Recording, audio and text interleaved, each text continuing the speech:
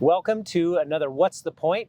I'm Josh Dorrell, the CEO of the Wyoming Business Council, and with me today is Brad Enzi from the Laramie Chamber Business Alliance. That's a mouthful, but it is a mouthful, so we just call it LCBA here locally. That's right. 4-letter acronym. Yeah. Throw a curve in there. Yeah. I like it. You know, as a government guy, I like 3-letter acronyms, so this is stretching my mind a little bit. I mean, we're just adding that extra letter, little kicker. Good. I like it. Well, today I'm hoping to talk a little bit about local economic development and some of the things that I know you've been doing over the course of your tenure here. But before we get to all of that, just give us a little bit of background on you, where you're from, where you came from, how you got here, and what you're trying to do. Well, Gillette guy, grew up in Gillette. I hope nobody watching this holds that against me, but if you do, they all will unless they're from Gillette. It's okay. You hate me for being a winner. I'm good with that. So grew up in Gillette, went to school down here in Laramie. Played a little basketball, and then when I got done, went back to Gillette, thought I'd be a teacher, realized that the classroom and kids is not really where I excel. I'm really a coach. Did some pharmaceutical sales, did some lobbying, worked a lot in housing and power over the years, and then this opportunity came up and decided I would take a stab at economic development. And I think probably half the people here would say it's really been a stab. I'm not sure if I would categorize it as that, but So you and I met along the way somewhere, but I remember distinctly, like my first week on the job, we had a committee. We were in front of a committee to talk a little bit about our loan programs. I was pretty darn new to it, and I remember you giving me a call and saying, "Hey, I'll be there. I got your back if you need anything." And you know, you've been like that ever since, and I really appreciate it. The state does as well. Laramie does a lot of things really, really well. And something that you also said when I first started was, when it came to recruiting, you're like, we don't want everybody. Yeah. And at first I thought, are you sure? And so tell me a little bit about that stance and why you think it's important for Wyoming. Well, I think for Wyoming, it's always been, you know, we've looked at it as, you know, we're behind the 8 ball in economic development. We don't have diversification. We've always relied on the mineral industry. And I've worked in coal, oil, and gas. And, you know, it's the crutch for how we finance things. But in that, we've never said, this is how we're going to grow and this is what we do want. We always say we want just whatever. And we kind of put ourselves in a position, I felt over the years, that we were just whatever we can get. Like, we'll just be so grateful if you could come here. Yeah. But that's never what I've ever heard from anybody from Wyoming. I've never heard, this is the last place I wanted to end up, right? Some people end up here kind of unwillingly through job transfers, and within about a year, they're like, I love it here, I'm never leaving. That's right. And I think if you look historically at the boom bust cycles in Wyoming, you'll find that a lot of the people who have stayed because they got here, maybe didn't want to be here, but then loved it so much they found a way. Yeah. And it's kind of that grit and love of the state that we needed to play off of in terms of our economic development. It's a mind shift that we didn't make when we started setting up economic development in Wyoming. We're like, gosh, we got to get whatever, you know, if there's a Budweiser bottling plant, which we would love, if it fit right, you know, and we were chasing these things that maybe we didn't go, you know, what are we really, really good at? Where are the people that we have? What are the systems that we have locally, and how do we do it? So when I took the job in Laramie, in about my first 3 or 4 weeks, we probably had 4 projects that came across, and I said, how does this fit in? Then I'm asking my staff, and then I'm asking the board, I'm like, how does this fit in? And they're like, what do you mean? I said, well, you know, we either didn't have the workforce, or it was what I call a crayon company. It was just somebody trying to take state money. And so I evolved to the power of no. And I think that's something that we as a state have to say, is, you know, these are what we're looking for. These are our yeses. These are our nos. Yeah. And to do that here locally, one of the things we did is, you know, Laramie often, you know, we traditionally rank in the last 3 counties in terms of income. We don't have the same tax flow that other counties do with the mineral stream. And so we had to say, you know, what are we? So one of our quick no's was, if you're not going to raise our median income, you have to bring in enough jobs that's going to be a blip up. And it has to be enough money that it's going to be a blip up. And I think that was our first point, and then we picked some other ones along the way. I like that. I like that discussion of median income, because I think I've seen some deals or some projects that people are like, well, we're almost there, or we're not quite there, or right at. And I think that approach of we're trying to make it better each time, not necessarily just keep the status quo, it's a good signal to send to the employer as well as the community. I think that was one of the things in doing that, Josh, that we really thought through was, what are we telling this employer? Like, are they going to come in and be kind of a corporate rater of our workforce, which is really, if you go back to that statement of the people who are here want to be here, why are we going to let somebody come in and rate our most valuable asset, which is our people and our workforce, right? No, we've got an expectation. Come in, meet the expectation. This isn't a place to come get cheap labor. It's not a place to come, right? This is a place where if you want really hardworking people, welcome to the party. We got that. And you're willing to make things better, not necessarily even the status quo. And I think that cycle is something that we've also really tried to push is that, yes, that means that the next deal is going to be harder than the current deal. And that's just the way it should work. It should work. I mean, are we trying to get better, or are we trying to get by? And I'll take get better over get by every day. All right, so let's talk a little bit about just some of the projects that have come to town, some of the clusters that are starting to develop, and not necessarily in a particular industry, it could be, but also just in terms of the types of workforce and what we're really kind of creating here in Laramie. So one of the things in that building the idea is we said, and this was a total blind shot by me. I had a friend that was in drones. They'd been doing some drone work at the airport. So we kind of picked three things. It doesn't matter what the three things were. And tried to recruit in three columns. So one was the, kind of this advanced technology computing relating towards data. Another one was specialty foods. And then another one was the more, programming, first phase, I don't know enough to speak intelligently. Somebody in programs is gonna be like, you're an idiot. That's okay. They know where I'm coming from. And so the more traditional tech jobs. And so what we've recruited was, we've ended up in advanced, with what's going on at the university and what the president's mission to bring computing here is we've developed a little workforce around that, and we're starting to see the recruiting that goes hand in hand with that. In foods, we already had plenty, which was, it's kind of like one of the great Wyoming success stories of started at the university with an idea a student gets his doctorate, goes through several iterations in different companies, grows into, I think, one of the largest, certainly in the food space, the largest venture capital conglomeration in history. And it's really to solve the specific problem of food. So that one's kind of grown with us, and we've now got their center of excellence for indoor farming and research, and we're getting ready to kick that project into the ground finally, which are all great things. But what's happened kind of tangentially to that by focusing on that workforce is we ended up with a company called Yumbana. And Yumbana was a small family, gluten-free bakery, allergen-free bakery in Colorado that just decided they were done with Colorado. And it created an opportunity for us to leverage some assets that over the years we'd accumulated to give them a lot. We put some constraints around, if they hit it big and sell out early, we got a clawback.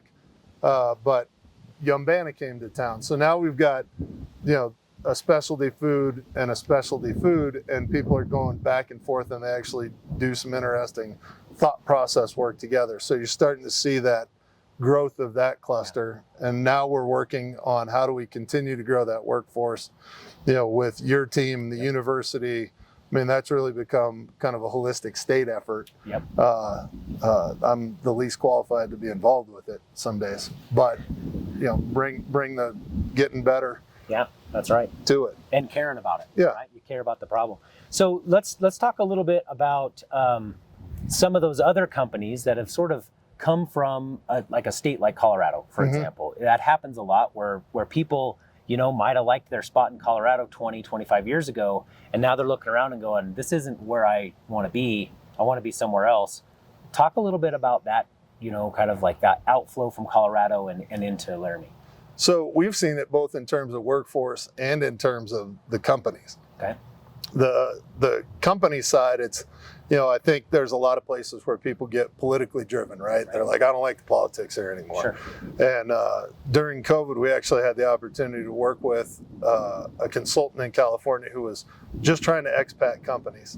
It didn't end up being anything that really fit here locally. I think we got a couple maybe to Cheyenne because we've worked in building that relationship too, which we can talk about later. But it's what's their political motivation. The other reason that we see people moving out of places is they're looking to get to Wyoming's tax structure in a transition for their company, largely in closely held or privately held situations, and they want to get to Wyoming and move their company here so that at a transfer of the company, it is the most tax advantageous for them. So. We get to work a lot with those. Yep. They really are all across the board. I mean, you and I have visited sporting goods manufacturer in Arizona. We visited, a lot of manufacturing tends to be the high capex industries tend to be where they're looking to make that move, and that's a great opportunity for Wyoming. Yeah. It leverages our tax structure for that short term. But one of the interesting things that we found, you and I, as we've talked to them, is, people aren't afraid of getting taxed. They're afraid of knowing what the tax is. Sure, there's some surety. It's that long-term surety that really is the advantage that we have here. And then in terms of workforce, what we saw happen, with the out-migration from really California and Colorado has been, and COVID kind of sealed the deal for us, if you will. We always have people, and we've really worked hard, and Trey Sherwood with downtown had really worked at the gig worker and how do we get the gig worker? Well, Laramie, we had this huge advantage of we're close to the mountains, we're kind of a mountain town, the university, the river runs through it. Might not have Brad Pitt, but we got the river. Is people wanted to come here, so when COVID hit and all of a sudden the world's workforce changed, we ended up with a lot of really highly talented people living in Laramie that have now transitioned into some of our companies and out of kind of the remote work scenario. So it was a kind of an impact at the time, and it's been a real advantage in the end. Yeah. So let's talk about that regionality. So you mentioned that.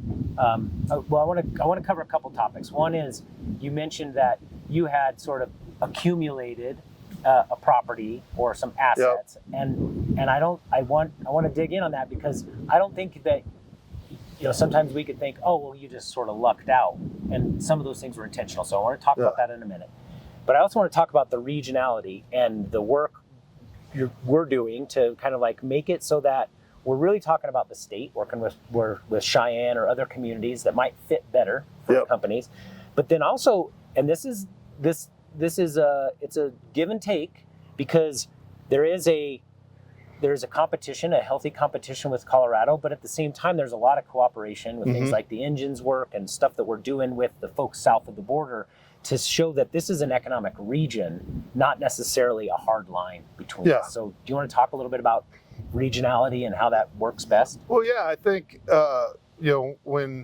when you look at Wyoming, right, you can really put a cross through the middle of the state. You've got, if you put Casper in the middle, and then you've got the northeast, the northwest. Northwest is tourism, northeast is mining.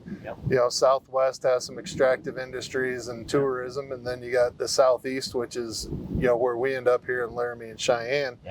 And if we don't start looking at it from a workforce standpoint of what kind of workforce have we evolved to over the last 100 years. It's not even, we're not even talking about like last week we did this. It's over 100 years. And we have here with Wyotech, LCCC, and the university, we have this workforce generator in kind of high tech computing jobs, those kind of the more technological ones. Cheyenne over the last 100 years with the railroad, I-80, I-25, is really a transportation hub with transportation logistics. The the workforce that fits into that, but whether it being in the super high-tech logistics part of it or the other thing, and they can ship. So a lot of these companies, when we end up talking to them, you and I, UI and Betsy, it's, what are we trying to do? Yeah. And so it's knowing what your strengths are and then leveraging both strengths to meet the whole. So Cheyenne was brilliant in the way they approached getting out in front of doing data. Yep. And we're looking at how do you get into the workforce of the programming it, the knowing the AI, the doing the iterative things like Safran does with their seatback management. And so it's really leveraging that. Well, in that process of working with Cheyenne, now we're working with the engines in Colorado, who I knew that group a little bit before in the Innisphere and Fort Collins. Yep. And how do you draw them in? And I think, from a Wyoming standpoint, I can greatly feel Fort Collins and Greeley and even down to Loveland, their pain, because, we've always felt like, oh, we're kind of left out up here. Yeah. And, when you start talking to them, they're kind of like, oh, we're kind of left out. We're not Denver. Yeah. So we kind of get left out. And they're like, yeah, no, we want to play. Yeah. And so it's really created kind of what are the problems, what are the challenges we're facing, how do we solve for? Right. And I think that's a thing that it's a common misconception that when you're recruiting, you're just selling hardcore, high pressure selling the assets that you have, and you want to win at all costs. And I think what people forget is that when you're recruiting, you're actually trying to help the company that you're recruiting win. That's the first thing. Yeah. And where they land in Wyoming or wherever, the best thing to do is help them, because we want successful companies. Right. And that's a mind shift for people sometimes. Well, and it's the Wyoming way, right? Like it's who do you know and how well do you know them? Yeah. Well, we could easily put them in a bad spot, right? And their company's not going to succeed, and they'll be back out. And I can think of, and we won't name them, a couple of different ones over the course of, say, the last 30 years that happened to. We're moving all our execs in here because this is going to be awesome. And then they found out that it wasn't awesome, and then all the execs and everybody moved back out. That's right. And so, it's really how do we create that relationship? Yep. Because it's not always the tier 1 win. It's the tier 2 win where, they're like, hey, you do work with us. These cats over in Laramie are great, or Cheyenne, or the Front Range, and it starts to feed and grow. That's right. Because, it's who you know and how well you know them. And you send them to the right place, and you're going to might not pay today, but it pays tomorrow tenfold. Yep. And it's stickier because it's the right move. So tell me a little bit about how, and we could coin it the flywheel, but I think Laramie did it long before we called it a flywheel. Right.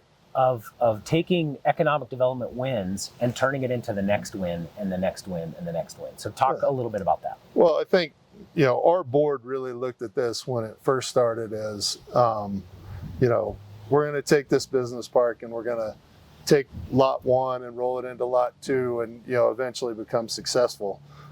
So we kind of had that model initially. And have we won every time? No. We've got a rail spur that's now working for a local company in mining, but for a long time that rail spur didn't work, and it was because it's kind of the before you were here, the flavor of the day, right? Predates you and I by a long ways, but it was if we give the Northeast a rail spur, we got to give the Southeast a rail spur, and and everybody has to have one, and it didn't fit with. We're just not an industrial town here, right? And so we've had this asset, we've made it work. But it was taking that model and saying what assets work, and then how do we leverage it to be successful, not only for our companies, but our community. Yeah. And in doing that, the Yumbana lot, when we did the deal with Yumbana, we were able to say, here's a lot, and it didn't require the state, and it didn't require, and it was a deal that we were able to make all internally to our organization because we'd kind of saved up, if you will. When Plenty came around, and that was a huge lift for the whole team in the state. Yep. It wasn't a Laramie lift, right? That's the whole state coming together and saying, how are we going to do this? Because we'd managed well and kept rolling our proceeds and the economic development dollars back into a fund, we were able to come as strong as the state of Virginia. When we partnered up in the way that the finances work in Wyoming, we had enough money that it wasn't an anomaly to say, hey, we're willing to put in a few $1 million. Right. right, in incentives. Right. And so we're able to do that rollover and kind of that flywheel of doing it. And with our next project, we're looking at doing it in a grant loan split. Yep. And, the 7-year vision of that is then how do we start moving it to where we're using those dollars to attract commercial investors to build these projects on behalf of the state. And, there's probably one step in the middle there where it's an all loan project. Right. But it's moving from the all grant idea, the take, to the give and take, to the give, to the now how do we have this system rolling where the free market solves it for us. Yeah. Well, and also the communities have, when the communities have assets, you have a lot more flexibility than the state does in some cases. Oh yeah. And then you kind of have the ability to really chart your own course and not be beholden to the state. We don't try to make it tough to do these things, but we kind of make it tough to do things. And there's some reasoning behind it, but also, we see it as how do we kick that flywheel into motion? And as you mentioned, it's sort of like you could have all grant, but even in all grant, and I think this is an important nuance that I think a lot of times people miss, even in a situation where the project is all grant funded, that doesn't necessarily mean that once the project gets done, the dollars stop. And so let's talk a little bit about how you've structured deals where even though it's all grant, that the money can keep flowing to the next one and the next one throughout the state. So what we've done, and I think it's been a really good success, we even have 2 buildings that we partnered with you guys on in grant loan, one in a grant loan and one in a grant combo that are going to mature over the next 2 years. Right. And we're already in negotiations with how do you buy them. Right. And so we take how do you buy them? You mean how does the company, right? And so strategically, we've made a really concerted effort to say, we're going to make this super attractive now, and we're going to give you a really good deal on a building later, but you have to execute on your part, right? Yep. You got to have your job numbers in line. You got to be an active part of our community. You've got it right. We've got a lot of stipulations that we put in there, the clause. Yep. But it's really to have them become pregnant, if you will, with the building, because once you're an owner, right, it's a different look. And some of the ways that we've done that to continually leverage is how do we do the split on revenue as it comes in out of the gate. Yep. And so we're in a very fortunate position because of good financial management by our forebears in the organization that we can go and say, when this money starts coming in, let's start paying half back to the state. Let's start paying 60% back to the state, 70%, 40, 30, whatever the split is, we're able to do that. And then we take our portion and it stays in an economic development war chest.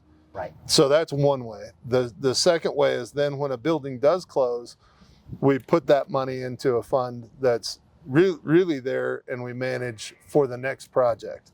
Yep. And the hope is that over time we grow our tools and our ability. Yep. So, it's how do we leverage all the different tax pieces that are available in Wyoming? How do we leverage all the different finance pieces that are available? Yep. And then how do we use all those tools to solve the problem of the day, which right now is, workforce housing and power. Yeah.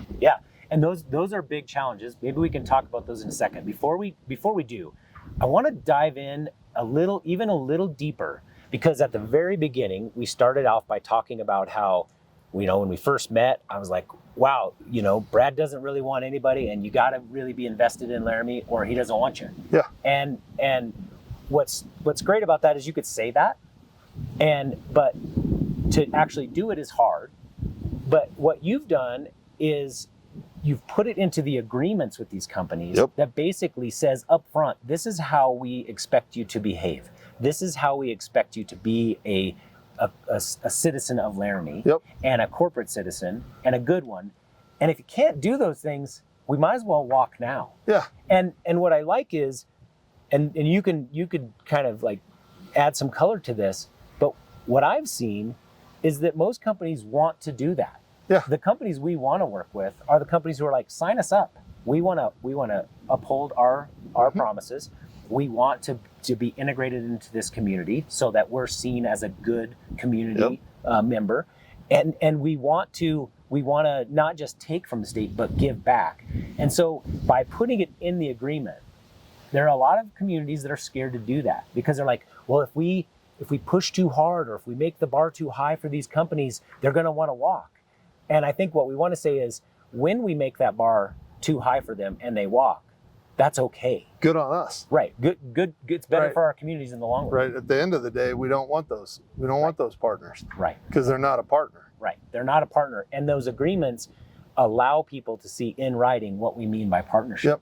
And again, I think what we've seen, and this is across the state, but especially with the ones you've been working on, is you can inch that up and find the spot where it's a win-win. You don't have to. We don't have to push them to the brink of exhaustion or ruining their company. Yeah, it's not about extracting a pound of blood, No. a pound of flesh. It's really about, here's our expectation. This is what, to make this a good deal for our community, and that for us, it kind of goes back to that. What's our initial bar? Mm-hmm. Then it has to be enough jobs at a high enough pay rate that we can see a click up in our median income. Yep. Right, because it's tangible. Yep. We can say, is that going to happen? And then we structure the deal around that.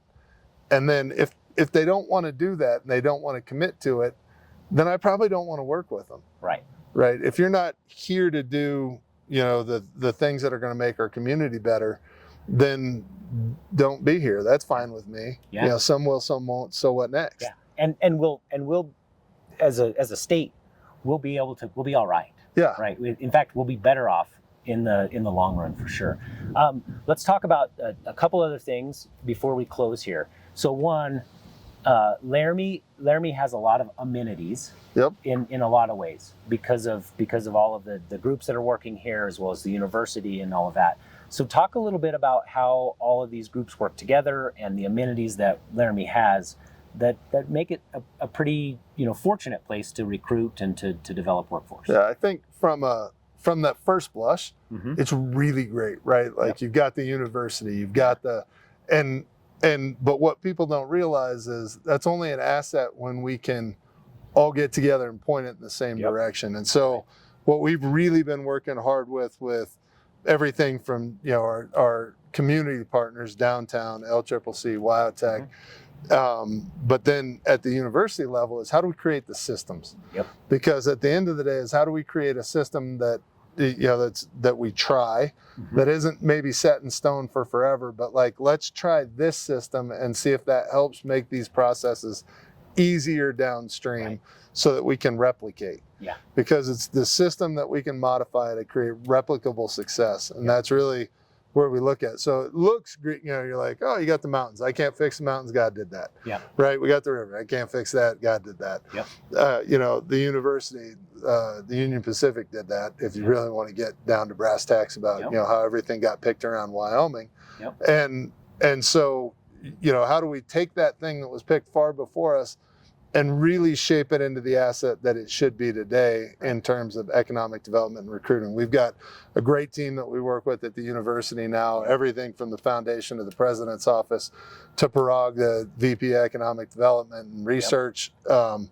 And everybody's pushing the same way, and we know, and we might not always see the same thing at the end of the day as the how. Yeah. But we all listen to each other and we, push another button. Yeah. Right. Like, okay, it's okay to fail. And I think that's one thing in Wyoming and really in economic development in general is we don't say it's okay to fail. Yeah. Right. Like, and really it's okay to fail. And that's kind of where it goes to, we don't need you. Yeah. Like, if you don't want to be a player, don't be a player. That's fine. We don't need you. Right. But it's giving yourself the grace to fail. Like, say, okay, this is the bar. Yeah.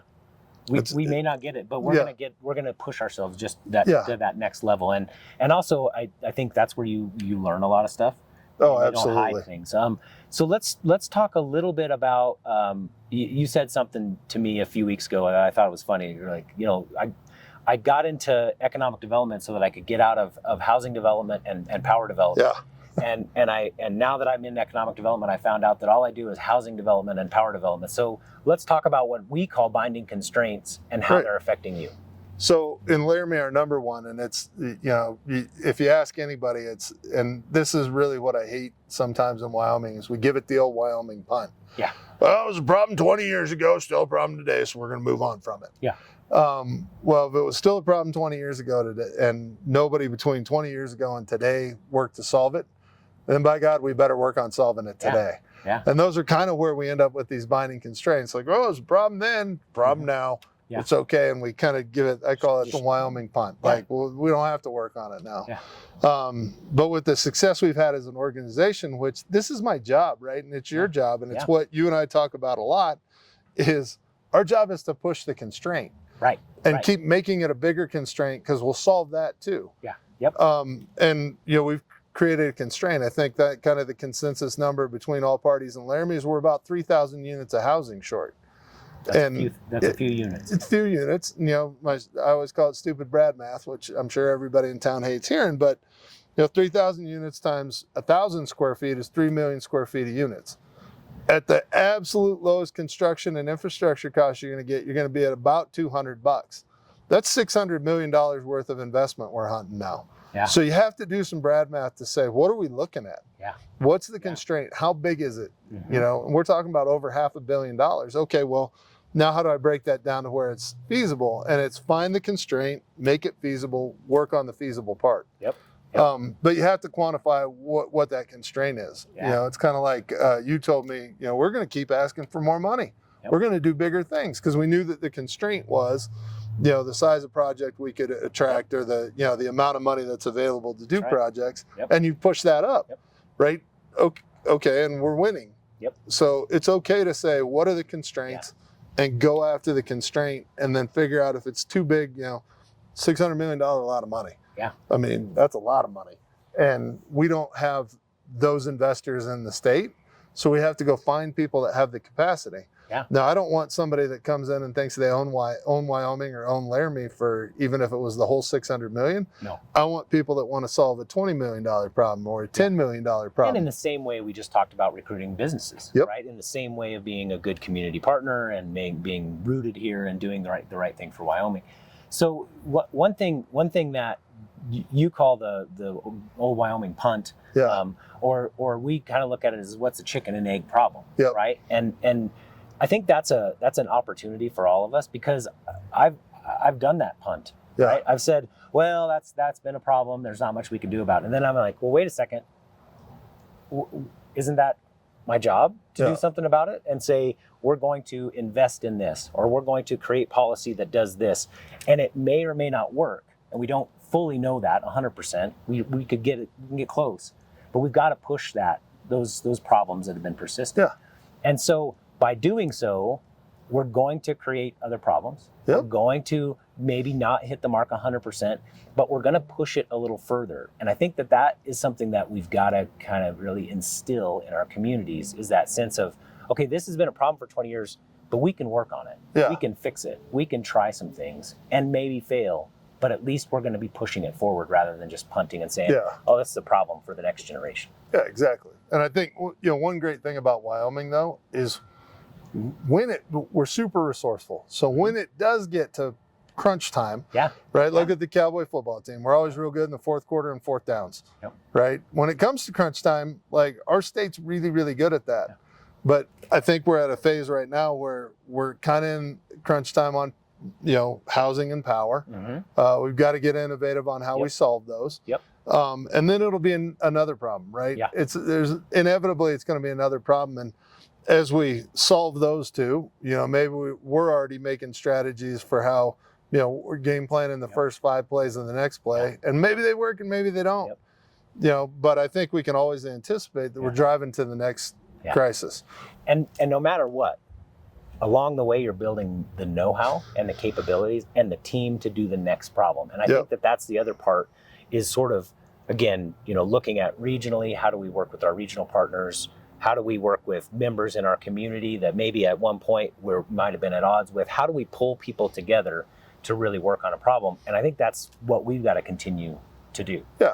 I mean, and one thing I think that has been really great about working with your team under your leadership at the Business Council has been that you're never afraid to look at where the resources are. Yep. You and I were in engineering at the same time for a hot minute. And we always knew who the smartest guy in the room was, and guess what? It wasn't either of us. Neither of us. No, at all. And so you're always willing to say who has expertise, who's looking at this, Yep. around the globe. And we've got Harvard involved. That's kind of a big name in education. Yep. We've got the smartest minds here at the university working on it. Yep. And you always bring in people to say, is there another way we can look at this? Right. And that's really, starting to build a culture in the state where we're getting people who maybe were like, well, I'm done with you, into the room and saying, okay, well, actually, maybe I just didn't hear you right.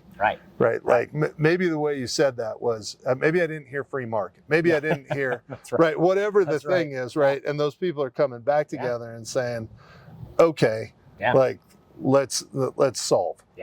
Yeah, because here's what we've found across the state. It doesn't matter who you talk to. In fact, probably in any state, but especially in Wyoming, we know we lose about 65% of the people who are born in Wyoming end up leaving. They out-migrate. Yeah, we're bleeding. We bleed those folks, and they don't really come back.